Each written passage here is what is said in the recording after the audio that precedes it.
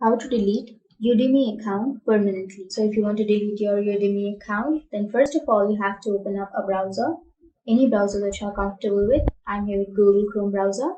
And now on the search bar, you have to search for Udemy. And after searching, you can click on the first search, which says www.udemy.com. And then it will take you to the web page or the website, and make sure to log into your account. And after logging in, you can go to the upper right corner, which has your account option. You can click on your account, and then here on the left side, you will have a bunch of options. So before proceeding, make sure to like and subscribe our channel for more videos.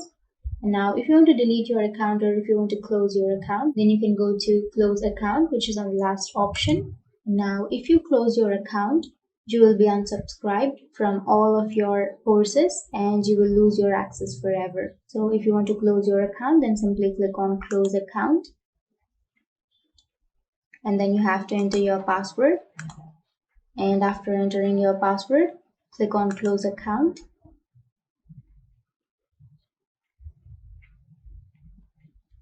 And that's it. That's how you delete your Udemy account permanently. And if you have any questions, feel free to comment below. Thanks for watching.